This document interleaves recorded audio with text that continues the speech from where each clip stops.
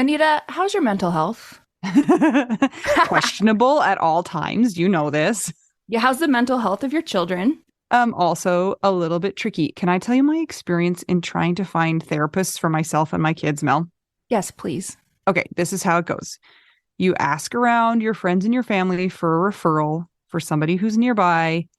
You finally find somebody who sounds like they might work for your family. You give them a call and you find out that A, they're not accepting new patients, or B, they have a huge wait list. So you start over again and you ask people if they know anybody who would be a good therapist and a good fit. Finally, you find one, you go and you meet with them and you figure out that you don't actually like them that much. But it's been so much work to find somebody who you can go to in your area that you're kind of stuck with them. Well, do you have any ideas for how to get around this? I do, because guess what? I've actually had some therapists that I have found on my own, which involves what you're saying. Sometimes I remember one time I was like 3 hours in the bathtub on my phone looking through websites. I was such a prune at the end. But I have also had the experience with working with BetterHelp. And it was like, I don't want to say too good to be true, but because it is true, but it's like amazing because I was matched with my therapist within 24 hours. And you didn't have to go through all of that other ridiculous process of trying to find somebody. And here's the cool thing too, is if that person didn't work out for you, you can just switch and say, and it's not like you're committing to another years long search for somebody who you're going to jive with. It's true. And I lucked out, or maybe just BetterHelp is really good at matching people together because I never had to change my therapist. I loved her. Perfect fit for me. And I know that some of our friends have used BetterHelp and they've had to change therapists, and boom, same day, you can change. Easy peasy. You can ghost your therapist. Get a new one. I love this idea. BetterHelp is one of our sponsors. If you use our promo code trybetterhelp.com/WWDN, you get 10% off your first month. And we totally recommend it. Yes. Get some therapy. That's trybetterhelp.com/WWDN. Hi, Mel. Hi, Anita. I probably should say that again. Hey, Mel. I feel like that was like a pickup line. If you guys could have seen Anita's face, she did the like lifting her head up a little There's bit. a little head bob with it. Hey, Mel. What's up? Yeah. I'm here. I'm here. You are here. I'm thankful that you're here. Thank you. That's almost just enough, is that you're here and that you're upright and you're vertical. Yeah, that's kind of how it's been going lately, because last week we talked about my brain and I've been kind of struggling a little bit. And I would like to let you know that I have found a solution upon talking to my therapist and my doctors. So you know that we were kind of talking about how you want me to do ketamine or like research it and then all that stuff. So I talked to my therapist and the doctor, and they are like, hey, because you have a neurodivergent brain, you need to find a specialist that knows your type of brain before you do any sort of like mind altering things like that. Also, my therapist has worked in all sorts of different places, and she's like, I can tell you the good sides and the bad sides of everything. So we decided to up just my regular antidepressant, my Effexor, to see if it would work. And it turns out I was on the lowest dose anyway. So of course I wasn't handling things well. So my doctor upped my meds. I'm on day 3. And the first 2 days I was like, ooh, shaky, kind of, you know, how you're adjusting to meds. And I feel like the big hole that was in my torso, that it just feels so hollow and scratched out and with salt poured over it, has a little bit of cotton in there. And I know a lot of people are like, it doesn't take 2 weeks to kick in. It's a placebo effect. I actually respond really quickly to any medication because I'm such a lightweight. So whatever, I'll take it. I feel a little cotton packed in my soul. And all I can think is, don't put cotton in a wound, Mel. Come to me and we'll put a foam dressing that's appropriate for the wound. Okay, well then let me rephrase that. Now I feel like I have foam dressing. Yes. In the torso area of me that felt despair and empty. Actually, I've listened to Sinead O'Connor in the past talk about her. I think she was bipolar. Interesting. And I'm not bipolar, but I mean, the depression part, you know, the lowest of lows I can totally relate with. And she kind of talked about how it was hard to describe to people what it was like. And she's just like, it feels like my body is hollowed out and it's just so painful and empty. And I'm like, that is what it feels like. And it's interesting because I was doing everything, quote, right. Exercising, doing things, learning things, showing up to teach, showing up for my volunteering, like doing every single thing, or being mindful, doing yoga. And I'm like, hey, if I'm not feeling better, even like a little bit, there's something up with my brain. So that's why I decided to go and like kind of get things checked out. And yeah, for those of you who understand the feeling, I feel you. I hope you're doing okay. And it actually, Anita, what you said a long time ago in one of our episodes came to my mind. Ooh. Because I don't know why. For some reason, I just was like, no, I've already upped my antidepressants in the past, and then I've gone back down. It's no longer an option. I don't know why. It makes no sense why I just put it out of my mind. And then I remember you saying when you were finally like, oh, I can take antidepressants, you said, Anita, it's like you're climbing up this mountain with no shoes and you need shoes. And I was like, oh, that's right. So something you said a long time ago helped me now. Oh, yay. So here's to that. We're going to see about that. I guess not a typical type of a brain, and I'm kind of a lightweight. I'm going to not pursue the other things quite yet. So we'll see if this helps. And yeah. That's excellent. How it's been going for me. And the thing that is so stupid about depression, it's like you can do all the things, but it takes away your will. It's like I can have all these reasons why I'm doing things. It's like, well, yeah, this is important because this helps somebody. This is important because I'm here on the planet and whatever my reason is. But if you feel so empty and you have no will, none of it matters to you because the feeling part of it doesn't give you any like reinforcement. You know what I'm saying?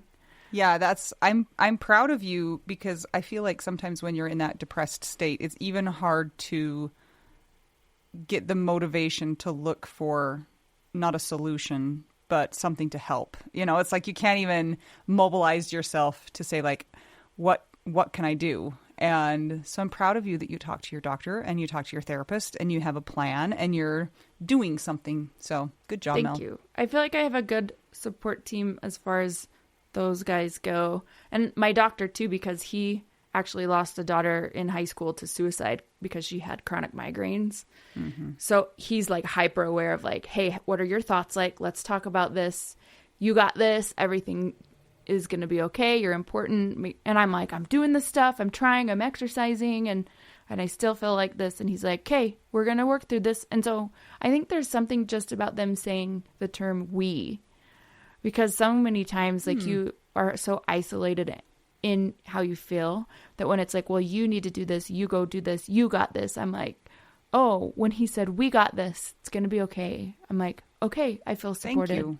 Yeah. Just that little change of words, you know? Yeah, that's interesting. I'll keep you posted. Yeah, do. Please. I mean, obviously, because I'll text you every day. You've already known. Every day. Poor Anita gets my everything all the time. Can we just talk about that today, which will be yesterday when the episode comes out, is Mother's Day. Okay. How's your Mother's Day going? My Mother's Day has so far been neutral. I was having a conversation with my sister-in-law last night, and she said something, and I was like, yeah, that's totally how I feel. She was saying that it's like in her heart, she has high expectations for days like this, but she's not able to communicate actually what she wants. And so then when she doesn't get what she wants, she feels let down. And she's like, and that seems kind of petty of me. And I was like, no, that's how I feel too. Yes, Mel? I have a question. Is this how every mom feels? Because probably. Yesterday my mom's like, let's see how this year things are going to get turned upside down.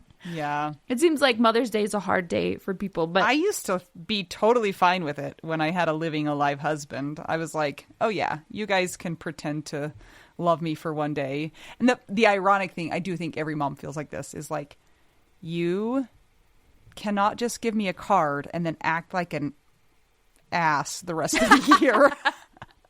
And be like, oh, look, Mom, I gave you a card. So now I am absolved of all of my past sins and my current behavior also. But this year, have not had any expectations. I'm like, it's just going to be a normal day. I can't expect my kids. Last year, I had a horrible Mother's Day because I was like, surely my kids will be nice to me on this day. And then when they weren't, I was like, and I don't even have my person to give me backup to be like, be nice to Mom, And so last year was really, really hard. I cried and cried and cried. But this year, so far, I mean, the day is young yet. It's just been like any other day. I, though, have a tradition on Mother's Day, and I think everybody should adopt my tradition. Because I think it's important. You want to hear it, Mel? I thought you were going to say, adopt my children.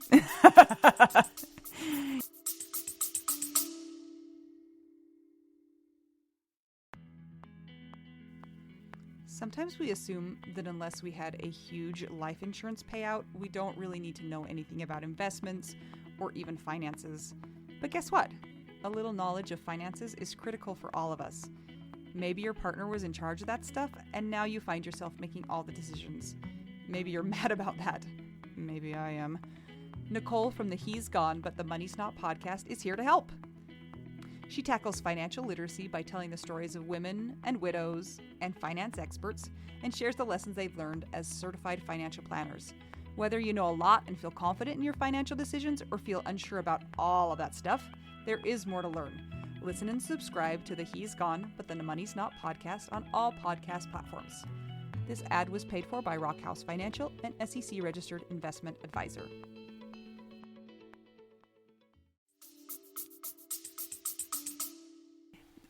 Okay, maybe I have a new tradition. Okay. No, my tradition is, and I've done this for many, many years, is to take a picture of me with each of my kids individually. And I did this before Jason died, and I really, really regret that we didn't do it with him on Father's Day also. Because after he died, I just poured through all of the photos we have as a family. And we have a lot. I take a lot of pictures. But there were very few of just him with each child. And I feel like those are so special because family photos are great. But it's almost like when you just have that one-on-one photo, it's like we are connected. The two of us are connected. We're connected in a web as a family, but then the two of us are connected and we love each other.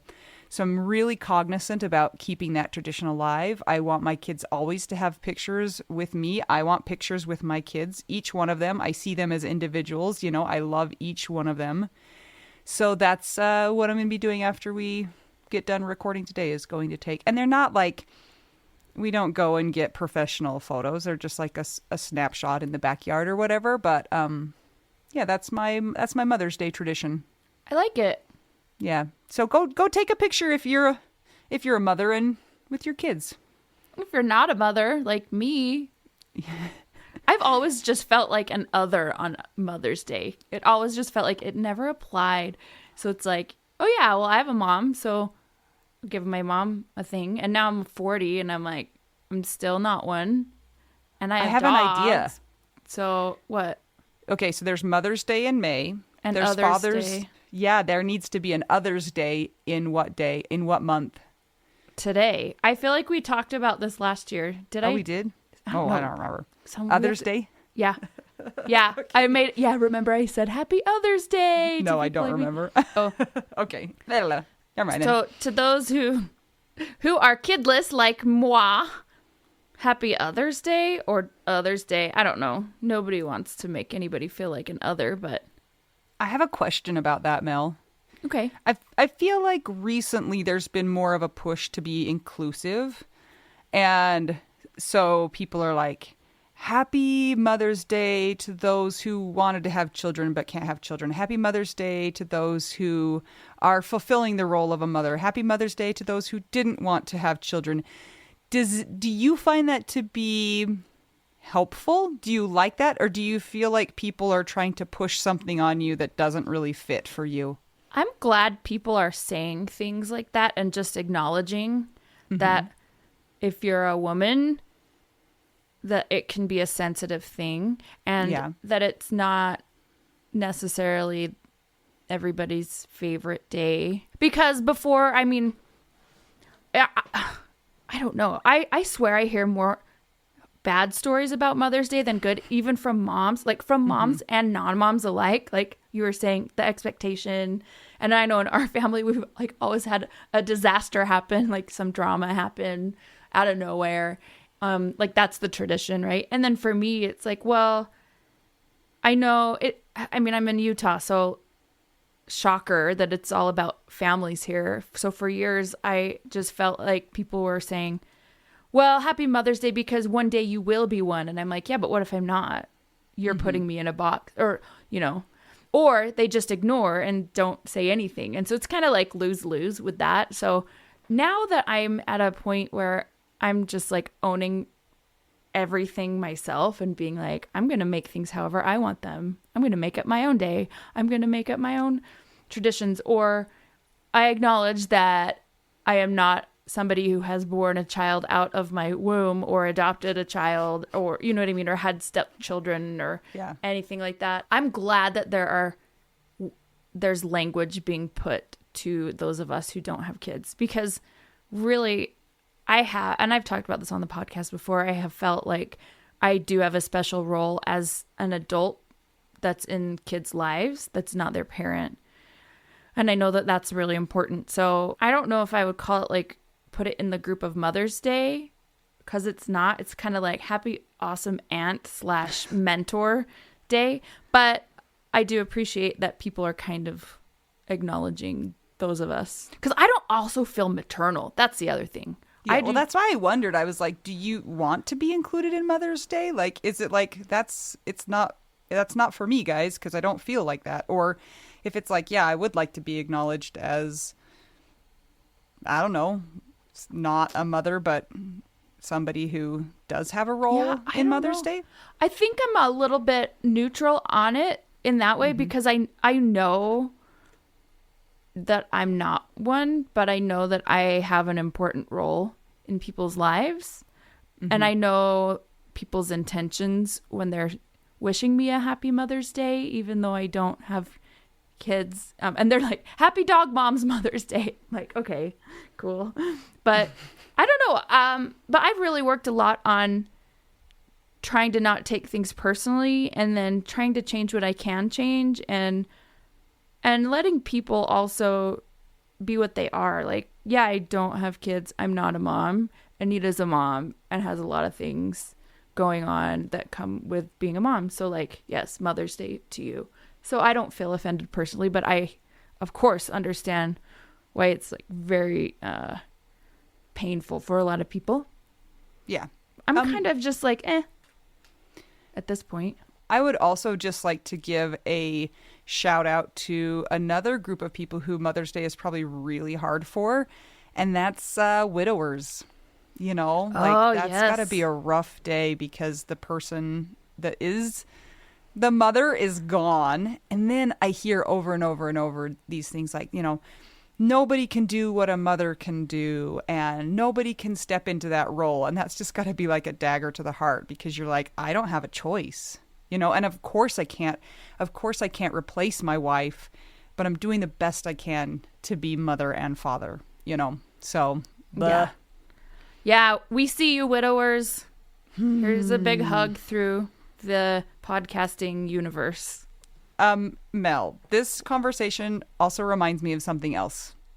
Remember when you took me roller skating this week? Oh my gosh, yes. You guys, I made Anita go roller skating with me, not only on a flat surface, but on ramps. It was terrifying, and the ramps look tiny, but they're really scary. But the reason this reminded me of that is that there was a lady. I don't even know if I want to call her a lady. She's like an ascended being who worked there.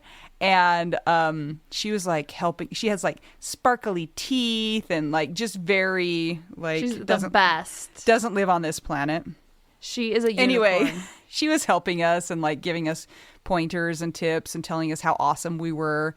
And then at the very end, I was like, oh, I gotta go. And she's like, oh, why do you gotta go? And I was like, I have to go pick up my kids. Like, I'm a mom. I don't belong here. It was so funny. Hi, Nana. She listens to this podcast, so she is a treasure of the world. I love her. We had a good time, except for when I fell down and tried to crack my skull open. Thank you, helmet. Okay, but you guys, let's just be real for a second. Anita is very athletic and has very great balance, and it's all about balance. And she did amazingly. I was taking video and sending it to Amy Hartman Martell, and we were hating on you so hard with love. Love hating. Yeah. Yeah. You did great. Well, thank you. It was fun, and I could not move the next day. So thanks so much. Okay, but also can we talk about how in that morning you did like body blasts and you did volleyball that night and you rode your bike and you did roller skating on ramps for your first day? Yes. That's all I have to say. Fun fact, not so fun. I've been researching a little bit more into the scammer universe. And you guys. Okay. Oh, yeah. I haven't even told you this. This is new for all. You guys, did you know that in Israel and in Jamaica and in India, there are lots of buildings dedicated to scamming Americans? So please be careful.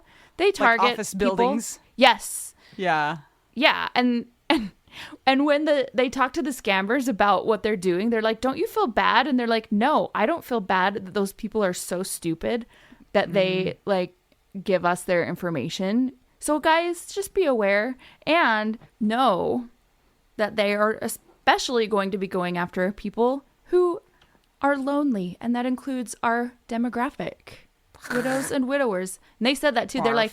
They're like, yeah, I know that we have an international audience. So the thing that I was watching was talking about Americans getting scammed. They're like, yeah, Americans, they are so lonely and sometimes they just want to talk. So they'll talk to you for hours. They'll be like, hey, you won this Mercedes. And they'll go, I'll go one step further and I'm going to mail you the key to the car just to prove it. Well, of course, they're scamming them still. So just be careful.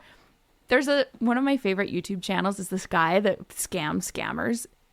It's the best. And he has informants that go in. So just kind of keep your identity protected. I know there are a lot of text scams going around. Like we got one from our bank the other day and it was like, it would have made you think that it was from the bank, but the bank never sends you those texts. The bank is going to communicate a different way. Amazon, you'll get texts from Amazon that it's not actually Amazon. So whatever you guys are into, just be careful. Text scams are huge, huge, huge, huge right now. So protect yourself. Do not click on links. Go straight to the platform. If you think that you got a message from Amazon, like your shipping has been delayed, open up Amazon on your computer, go that way and check your orders. Yeah. Do not click on anything on that. Or if you have a weird link that's like has weird letters and numbers, what those are is if you click on it, it helps them to have a virus that goes into your computer and takes your information. So there's your friendly reminder from me. This is also, you guys, why when you try to join the Widow Wives Club, we make you prove that you're a widow or widower, because it's our worst nightmare to gather a group of widowers together and have somebody infiltrate and be there to prey upon you. So if you want to join the Widow Wives Club, we make you prove that you're a widow or widower, and it's so that we can protect our members. So come find us on Facebook. It's a private group, the Widow Wives Club. We would love to have you there. And yes, we're going to make you show us that you're a widow or widower, which seems kind of rough because you're probably desperate for a little bit of help, but we're trying to protect you. Yep, we're here to help you, and we know that it's a tough time, and the last thing you want to do is that, but trust us. We've been researching and keeping up afresh on scammers and how they operate, and it's, it's going to get trickier and trickier, and we just want the best for you. I want off of this planet sometimes. It's dumb. If you want to keep the podcast going, will you guys check out our Patreon? It's patreon.com/WWDN. It's just a way for you guys to help us keep the podcast going. And guess what, you guys? We have an app, and you can access Patreon through the app. Go to any app store and type in Widow We Do Now, and you can download it. So if you join our Patreon and you are at the level of Widow Bestie and above, you get ad-free episodes and a bunch of other things, but especially a shout out in episode. And we're going to do that right now. We're going to start with our secret dead husband. And to her, we say, sing us a song, you're the widow man. woman. Widow man. Sing us a song tonight. Widow man. And I want to be a widow man. Nobody wants to be one ever. No. That's what they should call not. widowers, is widow man. Yeah, because then we'd have so many good songs. Yeah. Next is Constance Dahlbeck, David Kelly, Don Satterwhite, Gail Bell, Ivan the Meisner, Kat, Krista Waite, Maya Glasser, Sam Finlayson, Amber Vela, Amy Hartman Martell, Amy Neal, Amy Sapp, Ashley Hahn, Barbara Schneeberger, Brittany Pedro, Chris Steffen, Christina Shiflett, Cindy Wilkerson, Danielle Ketterberg, Nada Debbie Downer, Dennis Brazo, Jean Marie Massey, Jenny Taylor, Jennifer Beal, Jennifer Brown, Jennifer E. Hassel, Jenny Wang, Judy the Malkin, Kathy Murray, Kelly Ford, Kirsten Stromberg Clausen, Lauren Old, Leslie Webb, Marie Hoffman, oh, in Italy, Lucky, MK Anderson, our daughter, Missy, Patricia Wiest, Rachel Barbosa, woo, woo, Sarah Morris, Sue Golek, Sylvia Happy Mother's Day Shore, Taylor Snyder, The Winehouse Karen Cornejo, Vicky Spit, Anna Tracy, Christina Scambato, Christine Anderson, Cindy Raynaud, Don Barber, Debbie Fells, Deborah Westwood, Diana Becker, Emily Toledo, Eric Vandermeulen, Aaron Posick, Gabe Lozano, Gia Benoit, Gina Haas, Ian Cini, Ileana Bella Ruiz, Jackie, The Jane, Happy Mother's Day Mom, Jenny Armstrong, Jenny Barrow, Jocelyn Milo, Julie Stevenson, Karina Jacobo, Katie Radcliffe, Kara Scara, she's so scary, Kevin Ferry, Chris Morgan, Laura Bradbury, Laura Keeley, yes, Lindsay Kanopka,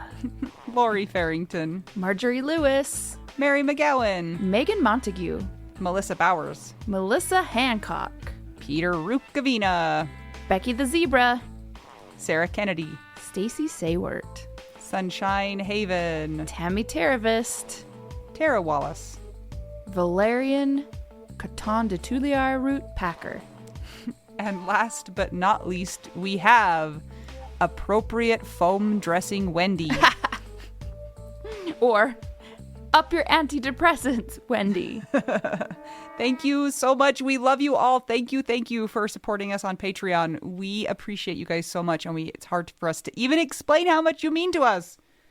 It is true. We truly could not do this without you, and we are so grateful for you.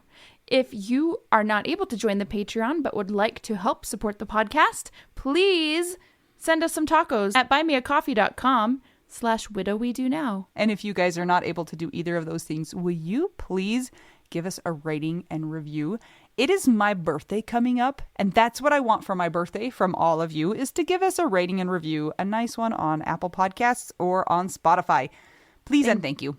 Yay! Just FYI, our merch shop has taken a break. We've had to pull it down. We've had some issues with some suppliers, and it's just become kind of a headache. So we need to revamp things a little bit. So it's offline for now. We will let you know when it's back up and running, and hopefully it will be a little more seamless and work a little bit better. So that's your FYI. So stay tuned for that. Should we get to the episode, Mel? Perhaps. Let's do it. I'm Anita. I'm Mel.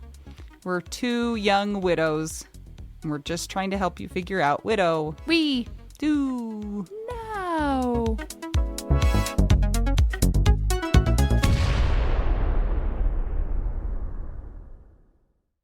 This episode is sponsored by the Misner Family Foundation in memory of Elisabeth Misner. Anita? Yeah, Mel? I think we have somebody here that knows a lot more than we do about things. I think so too, although that is not that high of a bar if you think about it. Well, that's true, but I mean it in the best way possible. Yes. We have a special friend here today, and her name is Lisa. And is it Ramelow? You got it perfectly. That's right. Welcome to the podcast, Lisa. Thank you. I'm so very happy to be here. Lisa has a story to tell us, and we're excited because Lisa's got some wisdom because she's been doing this widow gig for a few years, right? Yes, I'm what I call a longtime survivor, and I'm very well recovered, I always say, because it was a very long time ago. And I only revisited it recently because I write nonfiction stories, and I decided to write about what happened to me a long time ago. And it was really well received by people who read what I write. That's fun. Fun, not fun, but that's cool. That's fascinating. How about that? That's better, yeah. Lisa, how long have you been widowed? 30 years. Wow. I know, a long time ago. You're our hero. Oh, Because you're alive and we know that maybe we can get through this or something. well, and I'm not only alive, I'm really happy. And a lot of people they kind of knew I was widowed, but they didn't really know the specifics of what it was like to go through and find your husband dead on the floor and all the things that had happened to me. And so, because I didn't really talk about it anymore, I was recovered. And so when I did, people would say, well, how are you this happy? But I did everything I could to get better and to choose living again instead of being grieving my whole life. Oh, we really need to talk to you because we need some help. I have a question though. Where do you live? I live in Long Beach, California. It's about a half hour south of LA, about 2 hours from Lake Arrowhead for a year visit. Can I just say Long Beach Airport is one of the best airports of all time.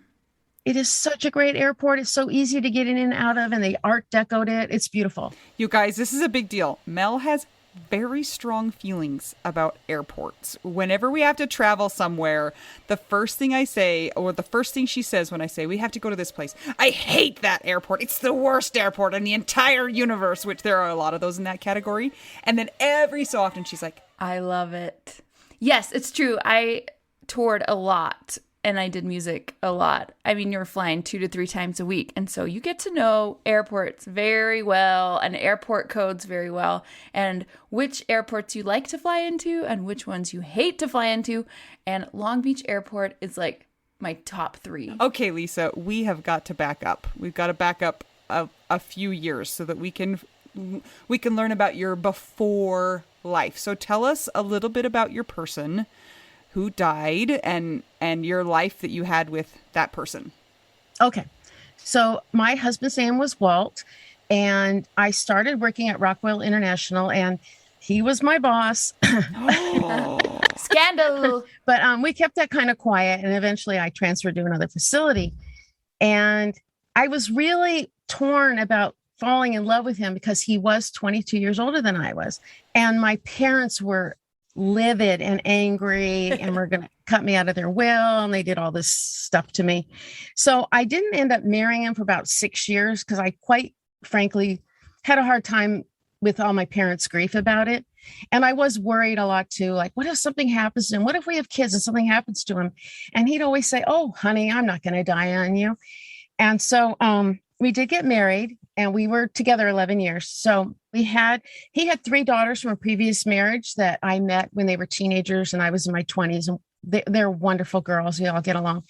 So then we had a son, and my husband never cared if he had a son or not. You know how some men are, but after a couple months, he said, I kind of understand this fathers wanting to have sons thing, because after having 3 girls. So they just had a great rapport. And then we had our daughter. So on the day he died, it was January 3rd. And I went. Same day Jason died. No. Yes. Who's Jason? My husband. Oh, I'm so, yeah. That's okay. Isn't it weird when January 3rd comes around? Well, anybody's date, when your date gets closer. Yeah. And I went to lunch with my sister. I kind of didn't want to go to lunch, but she really wanted to go and be served. She didn't want me to make lunch. So we took off in the rain. And when I came home, I opened the front door and I could see him lying on the floor. in the kitchen. And I didn't think he had died. I said, Walt's on the floor, and I ran. And at the same time, I was calling 911 and trying to do CPR. And, I'd never taken a class, but you've seen it on TV and everything. And my son was 2.5. So he was running around saying, Mommy, why is Daddy sleeping on the floor? Wake up, Daddy. Wake up, Daddy. And, my sister was trying to get him, out of the kitchen. So the paramedics came, and I still thought he was going to be okay. They just needed to get a little air into him. But I did notice right before they came, the lady on the phone said, are you sure you're pinching his nostrils when you blow the air into him? And I had been forgetting to do that. And when I did that and blew the air in, you could hear all this gurgling within him. It was a really gruesome sound. And I think I knew, but I didn't want to know at that point. So they were working on him. They cut his jacket up and gave him an IV, and we're doing all these things. And I knew I'd probably have to go to the hospital. So I picked up my baby to start nursing her, because I thought, I can't be away from her that long. I didn't have her on any formula yet. You kind of didn't do that back then. You just breastfed. So I was around these men with my shirt up and a baby on my boobs saying, is he going to live? Is he going to live? Is he going to live? And I'll never forget, one man looked up to me and he told me the truth. And he said, it doesn't look very good. And I kind of liked that he told me that. I kind of needed to get that little inkling that maybe, wasn't going to work out. So they took him to the hospital, and, I walked in the waiting room and I held onto these pictures in my wallet. Cause in the old days, you'd get those little Sears or JCPenney. I know one of you went there, photos, and just begging for him to live. And then I saw a doctor and nurse come towards me with holding tissues. And I knew that, he had died. And I had never seen I'd only seen a dead person one time at a funeral when they were way up at the front of the church. So I thought it would be terrifying, but I went in there and it wasn't scary at all. I mean, he still felt real and he was still warm, and they said I could spend a little time with him. And I remember the kind of crying it was just very quiet, like water just pouring out of my face. And I put the pictures of our kids on his chest, and I just kept promising him that I would take care of them the way, the things that were important to him. And then my husband had these huge blue eyes. I have brown eyes, and both my kids have huge blue eyes like his. So I wanted to see his eyes one last time, and I opened them, and that it's such a vacant look. It's just, I closed them right away. And the nurse came and kind of in a nice way said, you have to leave. We need you to give us the name of your mortuary. And I'm like, I'm 33. I don't have a mortuary. Don't have that in my Rolodex. Yeah. She's like travel agent and mortician. Yeah. So somebody drove me home. I don't know who. And I walked in, and my sister, she stayed with, she had a baby too. So she stayed with both babies and my son. And of course, my little boy ran over to me and said, Mommy, where's Daddy? Where's Daddy? And that was a hard thing. I know it's hard for older kids too. I totally understand that. But what's hard with a younger kid is you have to retell them every single day until they just forget about the person. And that's what's really rough, because they just can't comprehend what death is, So I had to make all the phone calls, and I had to call my 3 stepdaughters who, obviously were devastated, and people started coming to my house, and I just didn't want to call my parents. I had gotten to a point with them where my mother had come around a little bit because she loves her grandchildren and she had gotten to know my kids a little bit, but I just didn't want to talk to my father. And so my mother did come with a friend, and I just remember being a blur, and somebody was like feeding me like I was a 2-year-old because I was breastfeeding, and I couldn't even eat anything. She kept saying, one more bite, like I was in a high chair. Did they give you strained peas? Because anything but that. Come on. It was Mexican food, so I had a lot of beans. And oh gosh. Well, so, okay. Yeah, and I couldn't say the word died. I couldn't say the word dead. Well, the first person I actually called was his boss, because my husband had a very high-powered job at Rockwell, and I just called him, and I told his boss he had a heart attack, and then I said, he died. I just could barely say the word. So a lot of people were helping me. And then the next morning there was a knock on my door, and I went to open it, and my father was standing there. And I was waiting for him to yell at me and say, I told you so. I told you if you got married to him, he's older, you might have kids and then he'd die. And I looked at my dad, and I swear I was kind of terrified. And then my dad was a very strong German man who never cried. My dad just started sobbing, and he fell into my arms, and he was crying for me, his little girl. And he was nothing but wonderful. And he never said a bad thing about my husband ever. I mean, my dad treated me with such a reverence after that. I think he had a lot of guilt over not being very supportive because they didn't come to my wedding. They just kind of X'd me out. Oh. So, and my mother was trying to be helpful, but she was out of her mind with grief for me. So all she could talk about was, we have to have coffee at the service. And if she talked about the coffee pot one more time, I was just going to kill her, you know? You're going to hit her over the head with the coffee pot. And I had a cousin who flew back from the East Coast and my mom was from Philadelphia. So every time my mother got started on something, my cousin would say, Aunt Rita, this is a California style funeral, and they don't do that. She's doing she's changed the whole thing. And she'd always then ask my mom, let's go over the coffee again, to get her off that kind of thing. So, there were just so many aspects along the way. And what really made me remember this so well, because people say, oh, you have such a great memory. I don't.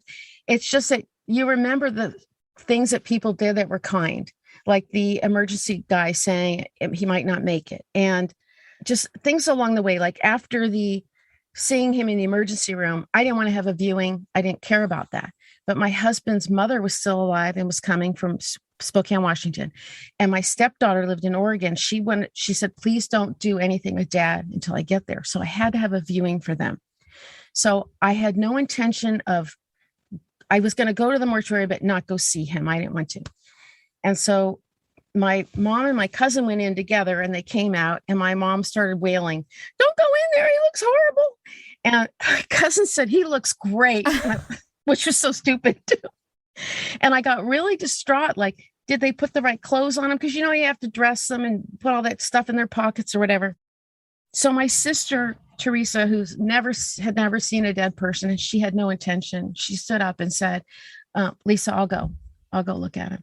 And she came back in 30 seconds and said, he looks fine. They did his hair differently, but not in a way that you would mind. And I'll go in there with you. And I just could barely walk. It was nothing like the composure I had in the emergency room. And it took me about 20 minutes to walk 10 feet to get to him, And I didn't touch him in the casket because I didn't want to feel him cold, And I put my little pictures, of our kids there.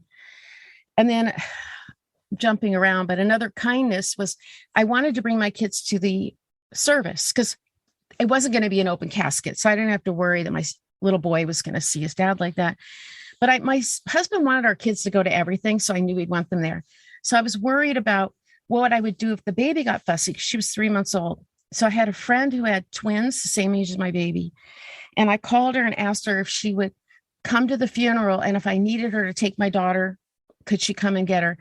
And so the service started. And sure enough, she was a really fussy baby. 10 minutes in, she was already wiggling all around. And my son kept saying, Mom, the baby's crying, Hannah's crying. And so I waved to my friend over, and she took my daughter in the back and brought her back in about 10 minutes. And she was totally happy. And she nursed my daughter for me, because she was nursing her twin. And I don't know, those kind of things you just can't forget that people step up and do for you and make a difference. And back then, there wasn't all this technology. So I wish I felt very alone, like I'm the only young widow on the planet. And this same friend, Angie, she talked to me every day about mundane things like, how did the baby sleep? Did you do the laundry? That kind of stuff. And she could see that I wasn't doing well. I would get up to nurse the baby, and then I would reenact where he fell on the floor. And I was crucifying myself. Why did I leave the house when I did? I could have saved him. Was he calling out my name? Did he really have a heart attack? Of course he did, but I was just second guessing everything, and I was exhausting myself. So one day she said, would you be open to going to a support group? And I said, well, I wouldn't even know how to find one. Well, she'd already found one for me because she saw that I was really not doing well. And so the first time I went to the support group, I just sat in the back and wept. And it was all women but one man, but they were all older than me. So I didn't know any young widows. And these ladies could not have been nicer, but they kept telling me, you're so lucky. You're so lucky, because they were very lonely at night and I had my children, but I was exhausted. And every day when the mailman came, my son would run to the door and say, Daddy's home, Daddy's home. And I'd have to say, Daddy's never coming home again. Can we take a plane to go see Daddy? No, we can't. And then finally he stopped asking. And even though that was a blessing, I knew he'd forgotten him. And that was awful, So, Lisa, what year was this when he died? 1991. 1991. So I feel like we have to take ourselves back to 1991 because that's like a whole different planet. That's when rollerblades were invented-ish. And there was no personal computers. I mean, I worked on a computer at work. They had these giant mainframe ones. There was no personal computer at home. Cell phones. No internet. I had one of those phones where I, with a wire, and I walked all around with it. No, there was no Instagram, no Facebook. The Chicago Bulls were doing great. Yeah. Phones rang, and you picked them up. Yeah. This is a whole different world. And I also feel like, we talk about how grief is not really well understood in this day and age, but people have so much more access to information, blogs, podcasts, all of the ways that we connect now. And back in that day, how would you find young widows? I mean, the only support groups would be more the in-person types, and it would just be whoever was in your community. So chances are it is going to be all older widows. And that had to feel so isolating. Very much so. And my friend, how she found it was by calling the local hospitals and asking for a referral. And some of the ladies, that's why I really recommend grief groups because I never felt lucky when they kept saying I was lucky. But then a younger person finally did come in, and her husband died when she was 6 months pregnant. So her husband never met the baby. And I walked out of that room that night and thought, I'm lucky, because I have some pictures. My kids don't remember their dad, but he did get to meet her, and she felt his presence. And that was important to me. And I also noticed there was only one other lady too, that her husband died suddenly. He went out to walk the dog and died on the lawn. And she and I related really well because we did understand that our husbands didn't have to suffer and go through a horrible illness. And we knew that. But sometimes one lady said one night, 7 months wasn't enough to say goodbye. And we kind of looked at each other. We just want 7 seconds, because when it's sudden, they're both terrible either way, So there's no better way to go. And they each have their own bad. They both suck. And can we also talk about how even though you guys were 22 years apart in age, he still died young. He was 55. That is young. I know. To die. So it's like, yeah, of course, if your partner is somebody that is a significant amount of years older than you could probably put yourself at, okay, well, when I'm 70, he's going to be 92. Okay. But you never think that when you're 33, is that how old you were? 33? I was 33. That you're going to bury your husband. Yeah, I figured, I'll be 55. He'll be 75, which even 55 is young. But yeah, I didn't think it was going to turn out the way it did. So I have a question, Lisa, about everybody's expectations for you at that point in time. Did people expect you to, quote, get over it? Did they want you to go back to your life as normal? Were they supportive of you? Talk to us about kind of the culture of grief in your area. And again, because it was a more isolating time, it's like you couldn't see experiences from other people's point of view. So it was just you and what was around you. My family at the time, I lived in about 30 minutes north of Long Beach. So all my family was in Long Beach. They're all about 30 minutes away. And my sister stayed with me for 2 full weeks afterwards with her baby, who was 6 months old. That was super helpful because I could pretend he hadn't died. He went on business trips all the time. So I just thought he always on a business trip. But once she left, I felt so isolated. And that's when I would do these crazy things. Like I called his phone number at work and they hadn't taken his message off yet. And it'd say, you reached Walt Ramelow. I'm not available to take your call. And I would hang up and say, oh, he's busy right now, which is, of course I knew he was dead, but I just had to keep doing those kinds of things. So mostly people just tried not to talk about it. They changed the subject around me. They didn't know that, please just let me talk about him for 10 minutes, And I remember I had done that to someone, one of my mother's friends. I had changed the subject too, not understanding and thinking, I don't want to make her talk about something, not knowing that that's all you're thinking about at the time. So, and I didn't go back to work. I was a stay-at-home mom. So I was super isolated, actually. And I mean, I would go to stores, and when I would see people laughing, I would just feel mad at them. Even though I knew that was crazy, they weren't doing anything wrong, but it's like the whole world just kept going on. And yet my life was so 100% different, Did you actually feel like you were going crazy? Oh, yeah, for sure. Because the voices in my head would just talk to each other all the time. Like, he's dead. And then I had messages on my answering machine from that I had saved from my business trips, and I'd keep playing them. It was, I knew something was wrong. And that's why I'm glad my friend noticed too and got me into a group, And mental health at the time was definitely not discussed how it is now. So were you able, or even thinking about getting into somebody that was a mental health practitioner? What was it like in 91? You could go see therapists then, but it wasn't as prevalent as it is now. And I think what sort of drove me, even though I was kind of sick in a way, is I wanted to prove my parents wrong. I wanted to say, I'm going to be okay. My kids are going to be okay. I'll show you, kind of attitude. And that kind of kept me going.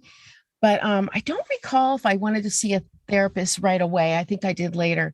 Frankly, I was just too tired. I was just trying to get through the nights and a toddler and that kind of thing. And the grief group, though, I started to notice something. There were a few ladies who had been in there over 5 years. And I thought, I don't want to be here for 5 years. I don't want to forget my husband. I still love him.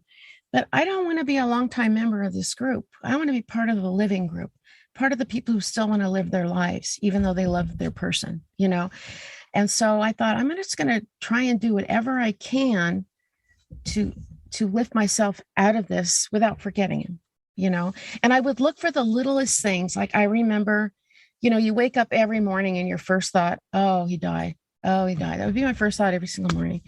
And one morning, I remember at 4.5 months, I woke up and thought, what am I going to make the kids for breakfast? And then I thought, oh, he died. But I leapt out of bed like, oh my God, my subconscious is accepting it. Like, I'm going to get better. I'm going to get better. It was the teeniest thing, but to me, I was just determined to get better and not be like those ladies that had been in that group for so many years. And so that was actually kind of motivating to me. So again, we just keep saying this, there weren't the resources, and it sounds like you had a desire to kind of move forward with your grief. How did you chart that path? It seems like it was uncharted territory, because not only are you not supposed to be a widow when you're 33, but you didn't have other people to look at and say, okay, this is what I should do. How did you figure out your way forward? Well, when I had some real lows, I knew I had to ask for help. I was really bad at asking for help until, everybody talks about the anger phase of grieving. And I wasn't angry at my husband at all, even though he had smoked. There's a reason he had a heart attack, but I didn't want to look at that at the time. But I wasn't mad at him. I just felt sorry for him. Like he's going to miss out on our kids growing up. So one night, it was the middle of the night. My daughter I was changing her diaper like 3 a.m. and she was screaming and my son was screaming. And I happened to look up at a bookshelf and saw a picture of my husband. And I felt like he was saying, you need to have a little more patience with the kids, even though the photo was not talking. To me, it was. And I just said, shut up. Hey, you said you wouldn't die and you did. You lied. You lied. You promised me. I finally stopped lying after 11 years, and 3 weeks later, you died. And my kids were both screaming. I don't know why the neighbors didn't call the police. You were screaming. Walt was screaming. I put them both in bed next to me, and I just laid there and thought, I'm never going to be okay again. But the next morning, I went to the picture and said I was sorry. And then I put my kids in a stroller, and I live near a high school. And I walked my kids in, asked to speak to the principal. I didn't know him. And I said, I need to find some kind of teenager, babysitter, mother's helper. And he was so kind to me. He didn't know me. And back then there was a school newspaper, because there wasn't apps and kid apps and Rover and any of these things. There was no care.com. No. But he sent a couple teenagers my way. And that's when I started to get better, because I was afraid to leave my kids alone, but I left them in the house, and I went to my room, and I went to bed. I went to sleep, or I cried. I couldn't cry very much around my kids because they were so little. If I started crying, they got really nervous. They didn't know what was wrong. So I had to be happy all the time.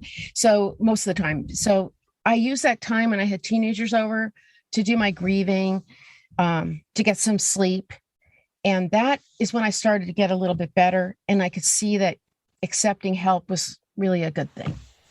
I totally thought you were going to say you tried to enroll them in high school, because I've tried that. And they seem to know that child is only 5 and does not belong. So that would have been a really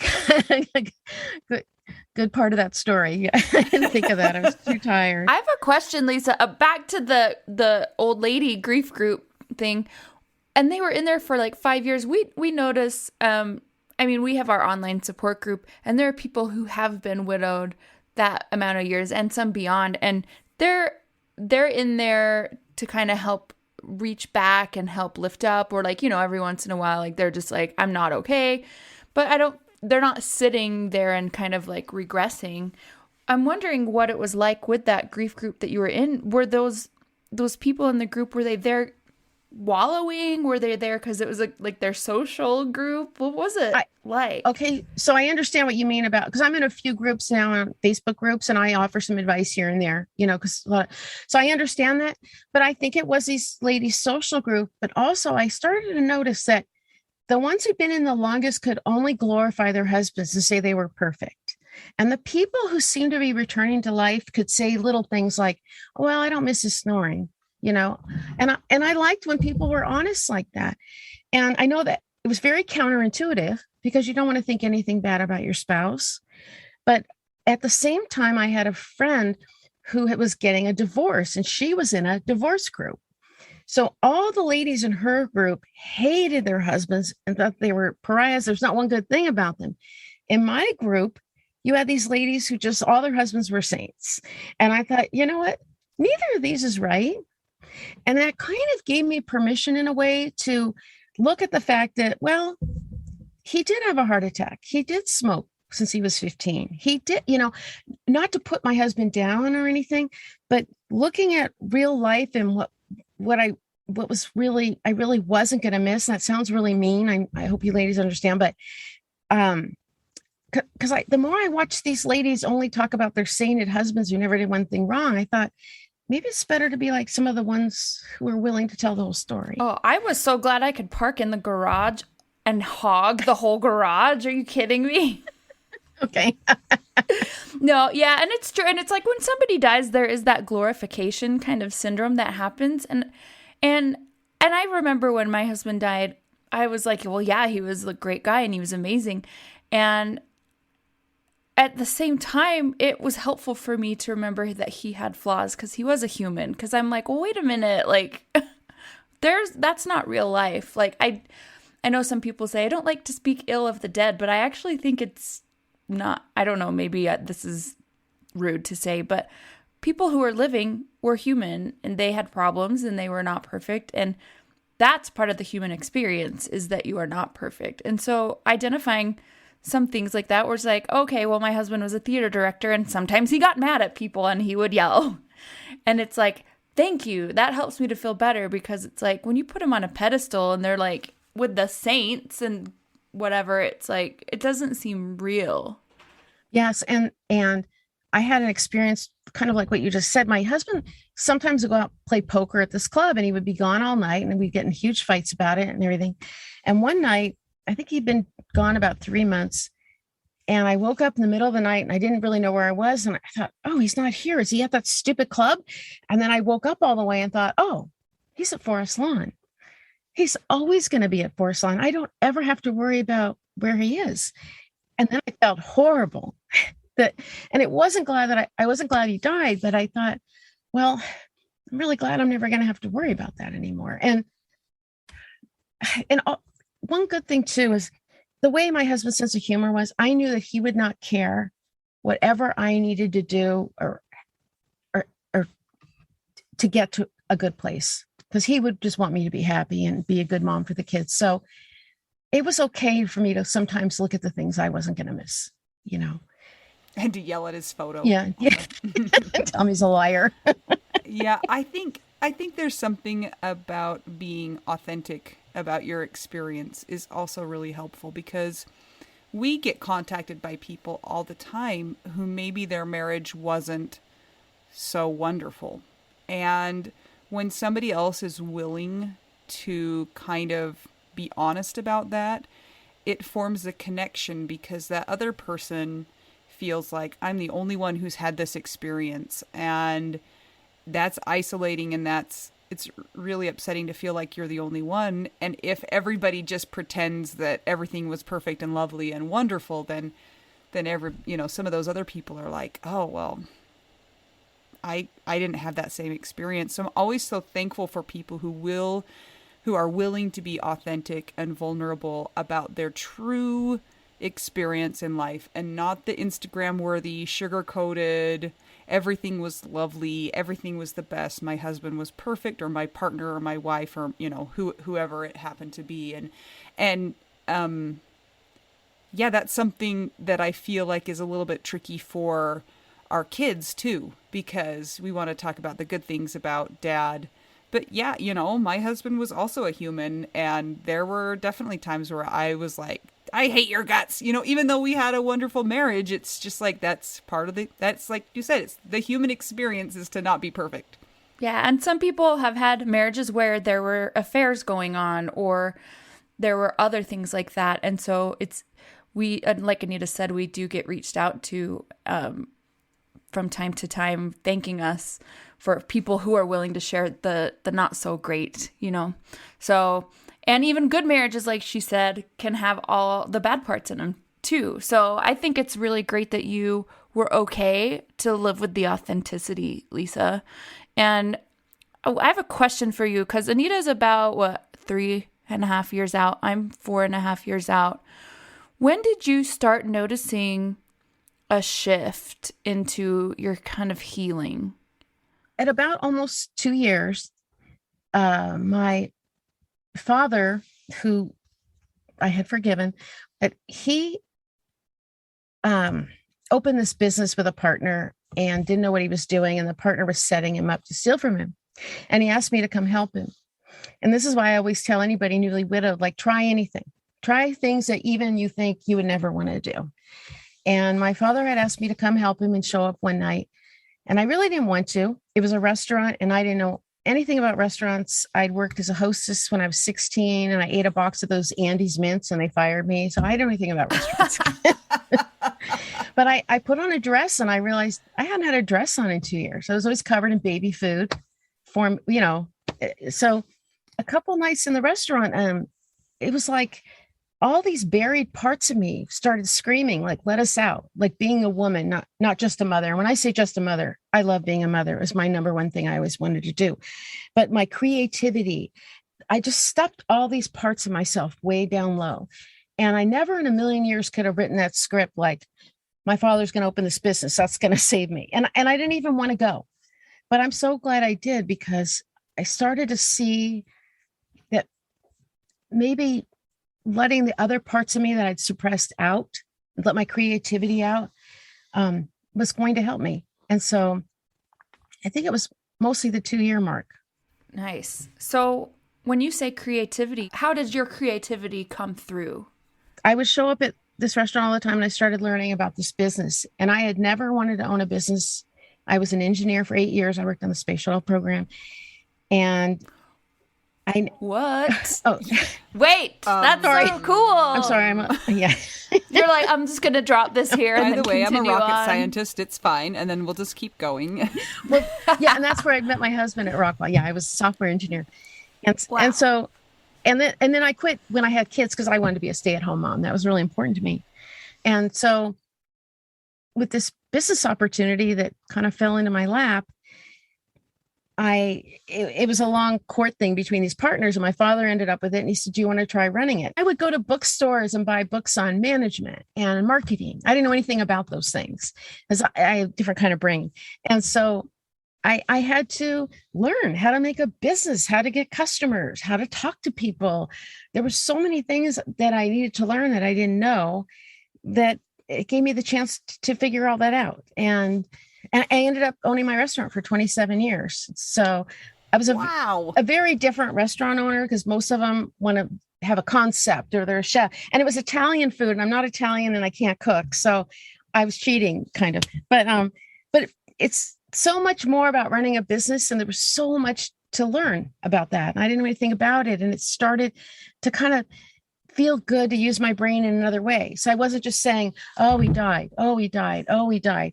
I was instead thinking, oh, what can I do to make the restaurant a little better? Something different, and it was just better to have positive things to think about than always focusing on him dying. Yeah, I think that what you're explaining is like the whole process of us as widows expanding, learning new things, becoming new people, adding things to your abilities, your personality, your interests, and things like that. And we grow, and our grief doesn't have to keep us from expanding around it, I guess.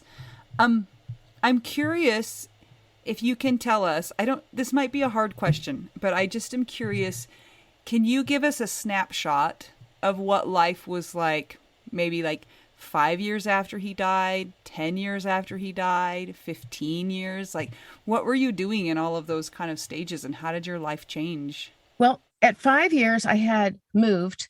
My mother was trying to get me out the next day because she thought me being in the house was, she made me crazy. We had plenty of coffee at the funeral, by the way. So I had moved, and being in a different house did help. And I'm glad I waited, though, because it was the right time. So then my kids began elementary school. So I became part of a group of moms and all that kind of thing, in a different atmosphere, a different neighborhood. You can't always change your life by moving locations, but the timing was right for me. So by the time they were 5, time it was 5 years in, my kids were in school, and I was starting to run this fledgling business. And I just felt more normal. I didn't always feel normal. And there were times when I would just be devastated at something that would happen with my kids, or, but 10 years in, I think I love the ages of 8 and 10. And my kids were, that those are good ages when they're still fighting over who gets to sit in the front seat. I don't know if you used to do that. And then the high school years were really hard without having a father figure there. And it wasn't that I didn't date. I don't think I started dating for a few years, because I saw that in the group. Some people were dating right away, and some never dated. And that took me a little bit of time to get to. And even after a lot of time, though, I sent you guys a picture of this locket. I have a locket that my stepdaughters gave me on our wedding day. And I have his picture on our wedding day on one side, and pictures of my kids, what they look like when he died, on the other. And I wore that to every single thing that my kids did, like sports things or their graduations or whatever. So when my daughter was 14, this has now been 14 years since he died, and I had my locket on, and I went to this play she was in, and she was playing a little girl, age 7. She was so tiny, she almost looked the part, and to a single father. And the father character leaves the room or the stage, and she goes running after him and said, "Daddy, Daddy, come back, Daddy." And I just completely lost it after 14 years, because I realized I'd never heard my little girl say daddy before, never call her daddy. And I was just almost broke the locket hanging onto it. So I still had times that would always take me back. I'm sure you've experienced this when I hear the funeral song, places I've had to like go console myself. But I think I'm not sure at what point I just was totally fine. It wasn't that I stopped talking about it, but I didn't dwell on it anymore. Like after 5 years, I didn't have to tell every single person I met, oh, I'm a widow. I'm a widow. It just wasn't necessary anymore. And it kind of became a label I wanted to avoid because every form you have to fill out, you have to put the X on widow. And, and your kids' forms at school, where do you put under father's name? Do you just write deceased? That stuff always kind of hurt me. And then after 5 years, you do get used to it, and if you're doing okay and your kids are happy, as a mom, that just makes you feel like you're going in the right direction. So I didn't give you a really good snapshot of every year, but So what's it like now at 30-ish years out? well, it's not that I still have the jacket he was wearing that's cut up from the ER guys, but I'm not sad anymore. I haven't been sad for a long time. And I probably don't think about him every single day anymore, but it's so interesting with genetics. I don't know what you have found with your children, but my kids don't remember him at all. And they didn't really grow up watching him. And they're so much like him in these weird ways. Like they both eat oranges all the time. And so did he. And I don't eat any fruit hardly, And then when they were like 8, they would pull up their socks on their legs and make sure they matched. And I don't care where my socks are, but my husband did that every morning. I'm like, what are you guys doing? I don't know. They have a lot of things so much like their dad. And another hard thing that was hard to get over was I wanted them to remember him. And there just was no hope of that. I had to give up on that too. And I think forgiveness goes a long way. I was angry at my parents, but I let them, my kids needed grandparents. I let them back into their life. And it was such a good decision because, when your husband dies, there's no one else in the world that feels the same way you do about those kids that you have. You're the only one where you can look at each other and say, we have the best kids, we created the best ones. And I was all alone in my little fan club for them. But my parents got to know my children so well because they watched them when I was working at the restaurant, that they would tell me, he did this and she did that. And you could see my parents together became their other parent, because they just thought everything they did was perfect the way my husband did, So in the last 10 years, I started writing nonfiction stories, just using Facebook as a platform. And sometimes I'd write about my business, or I'd write about the community because I did a lot of community charity stuff. And I never really talked about this, but on the 30th anniversary, I thought I'm going to write these stories, but I prefaced it to everybody like, I'm fine. It's a long time ago. But the reception to it was so huge, like so many people reaching out saying, I was a widow too. Or one lady said, my dad died when I was 10 and I was really mean to my mom, and I'm going to call her now and tell her I'm sorry, and people sharing their losses. And one of the biggest compliments I got was a friend that had known me 10 years, and he knew I was a widow. We'd never talked about it much. He owned the business next to mine. He said, I can't believe this stuff I'm reading. He said, I thought you were just that kooky lady who walked in high heels on the parade, because we have a Christmas parade in our little town every year. And he goes, how did you get from that to that? And I go, well, I just always wanted to go back to the living, and I learned to accept help, and accepting Walt as a real human being, knowing that he chose to live the life he did, and he wouldn't have had it any other way. That just gives me a lot of peace. And when I moved, he loved to garden. That was his hobby. I dug up 4 of his rose bushes and brought them with me to the house where I raised my kids. And then 15 years later, I moved to another house where I am now, and they're still out by my front door. So I have a little bit of him, but it's something where I have to dwell on because I just don't think he would ever want that. And when you look back on your journey, do you think that you called it your recovery? Do you think that it was like minuscule pieces at a time that added up to where you are now? Like you look back and you can't say, oh, on this date, I started to feel this way. It's like just slowly and slowly and slowly you start to live your life again and you start to add new things, and it soon is not as big of an issue. It doesn't take up all of your energy, and that happens really like bit by bit. Did that make sense what I'm asking? Like particle theory for widows. Yeah. Oh, good. I really think that's very accurate. And you kind of find after a while what works and doesn't work. Like I used to, Christmas time, I would have Santa Claus leave notes from their dad. And I go, oh, your dad, Santa brought a note from your dad.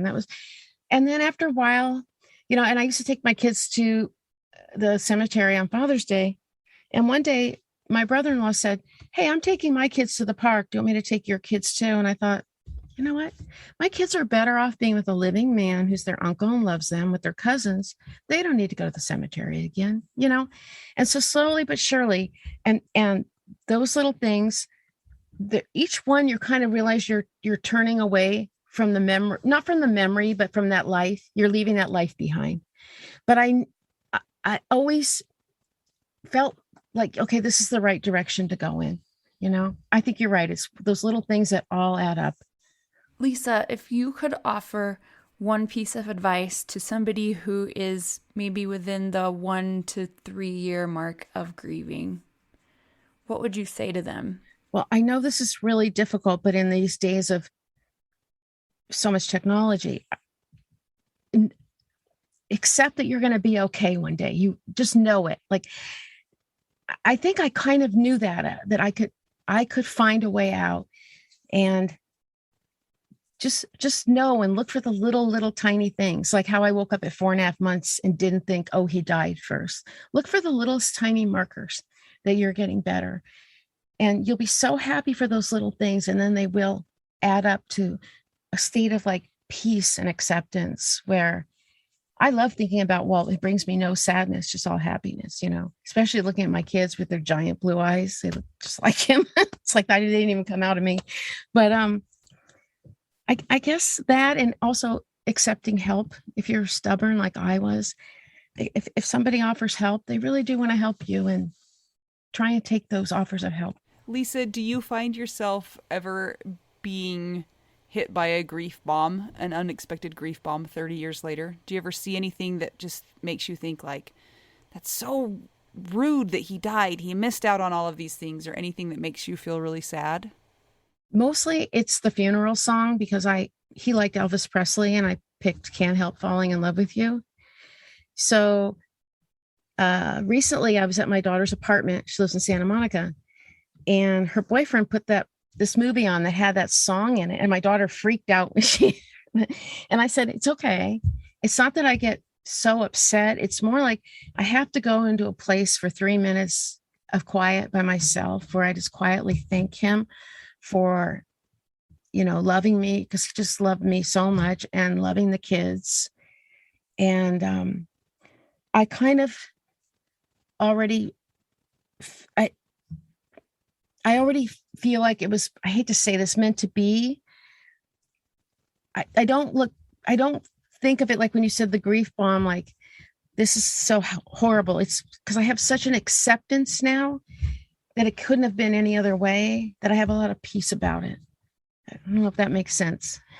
Yeah, I just think that most of us are in awe that is something that can happen. Like I feel like I'm functioning pretty well at 3.5 years out. It doesn't take up all of my energy. It's still pretty, up there on my mind and things like that. But to think that there will be a time where things won't catch me off guard and I won't be sent spiraling, just being so upset and feeling like I got ripped off, and Jason got ripped off, because, man, he should be here to see all the crazy things his kids are doing. And also he should be here to see all the crazy things his kids are doing, things like that. And it's just a really interesting perspective to think that, and at the same time, it's actually hard to think about being that many years out too, because that means that our person has been dead and has missed out on that many years of life. And that's yes, it's everything's kind of a double-edged sword. I know I was hard when my kids were teenagers. My son had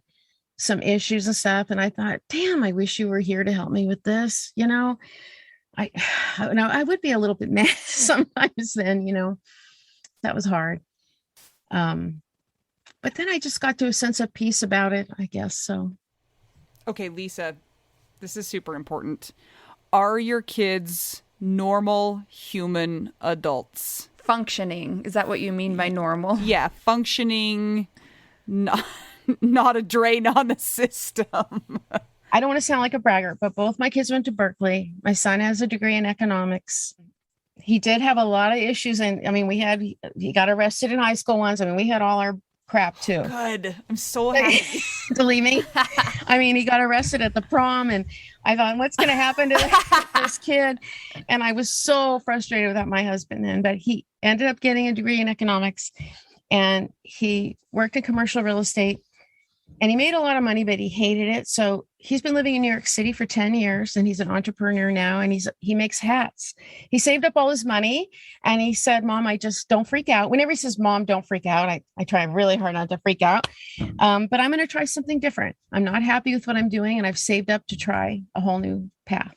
So, and my daughter floundered because she couldn't figure out what she wanted to do and everything, but she's a lawyer now. So, oh, wow. But it took a long time to get there, and it was really hard to do alone. I'm not going to lie. But again, I reached out for help when my son had all these issues. I called up everybody I knew, like where can I go, what therapist, what can I do, like trying to solve problems. So it took them a while to get there. So Lisa, you have a book. What's the name of the book? Well, it's kind of a long title, but it's because it has meaning to me. It's called A Kindness I Will Never Forget, because of all the kindnesses I will never forget. The friend that helped me at the funeral, the ER guy, the principal, my sister walking me.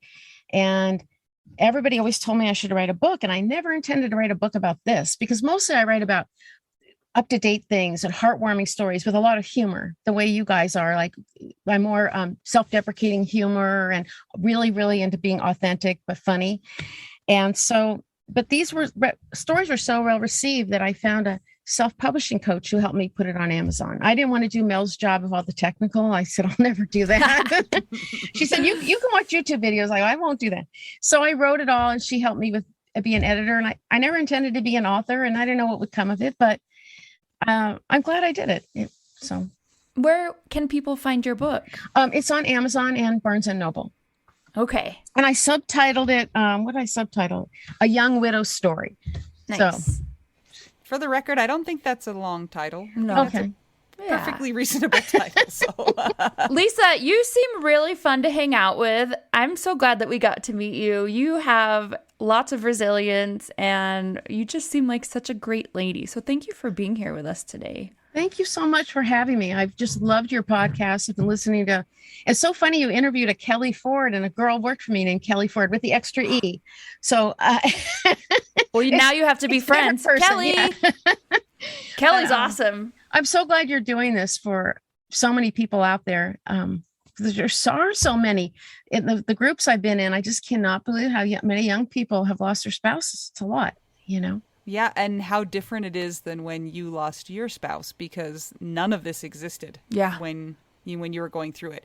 And I can't imagine, like, I feel sad for you that you had to go it alone. And I feel thankful that I haven't had to go it alone, that I've had the people in my life and all of the listeners that we have and our Widow Wives Club members and all of the people that we can share this stupid experience with. I know. And they're the ones who understand it because other people just don't get it. I used to hear people say, God, why is she crying again? Well, You're like, I can't wait till you find out why when it happens to you. Blah. Yeah. Oh, man. Well, Lisa, we have an important question that we need to finish up with. Our final question. Who gets to ask it, Anita? You or me? Okay.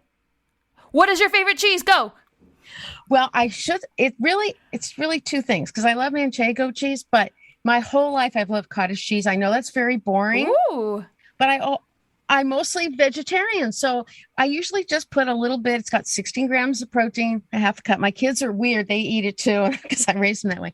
But on regular basis, I like Manchego the best. Okay, we'll accept both of those answers. I feel like cottage cheese is a divided subject, but I like it. Do you like it, Mel? Yeah, I do, because it does have a high protein count, like per Yes. calorie. Yes, What about in Jell-O salad? Remember how sometimes people put it in like I don't like it in Jell-O either. I don't think I like anything in Gross Jell-O. texture, and like it's like vomit chunks. Well, you know what I used to do with my kids was I'd make macaroni and cheese, and you add cottage cheese before you put the milk in, and all the lumps go out, and it's got all that extra protein, and it has an extra tang that my nieces are in their 30s and they make it just like I did because they think it's the best macaroni and cheese on the planet.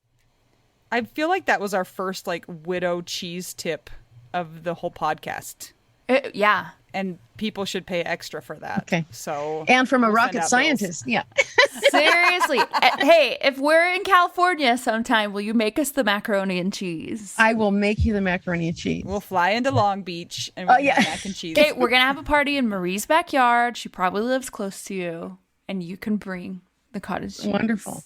And I hear you ladies are going to Australia, right? Yes. Yes. Wow. Oh, It's wonderful. yes, Lisa, thank you so much for joining us today and giving us a little snapshot into life down the road for all of us. And I really sincerely and truly hope that I look like you in, 30 years, and that the rest of the people who are in our group and listening can also find a little bit of hope that you're living a life full of joy and happiness, and it's not just all sorrow and thinking about being a widow. So thank you so much for joining us today.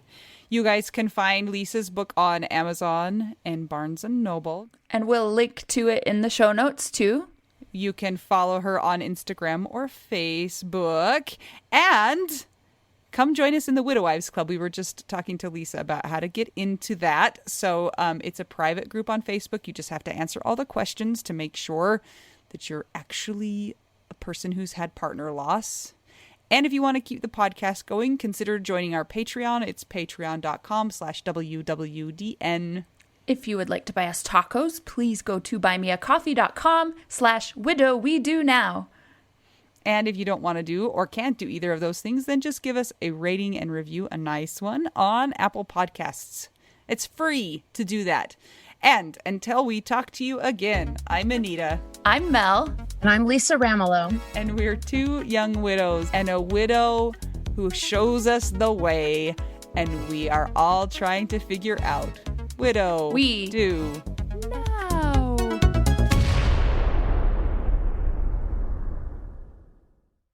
This is my favorite thing to discuss with you. Tell me, what is it? One of my favorite things. I do enjoy tacos and cheese and dogs. This is about how you cannot pay hundreds and hundreds of dollars for a phone plan, especially when you're a widow, your person is dead, you might have kids, you might need another option, and you just want your phone to work, you want unlimited texting and service, and you want it to be like $25 a month. It blows my mind that they have plans that start at $15 a month. That is so cheap. And the cool thing is it uses other 5G networks, and so you don't have to pay extra for that, and you still get great service. Yep, Anita and I have traveled all over, and I have used my phone. So I highly recommend it, and my mom's even on it. When my dad died, we put his phone down to the cheapest plan, which is $15 a month. And I think my mom's on the $20 a month plan, and it's so worth it. It's so much cheaper than what we were all paying before. So I highly recommend it if you're on a budget or not. Who cares? Ryan Reynolds is in charge of the company, and they send you free stickers with Ryan Reynolds temporary tattoos. It's kind of the best. So if somebody wants to sign up, what can they do, Anita? Go to trymintmobile.com/WWDN. Seriously, you guys, such a great idea. Save yourself some money. And if you're worried about losing data or having any changes with your phone, not going to happen. They walk you through it. Everything's fine. It's the easiest process of all time. Again, that's trymintmobile.com/WWDN.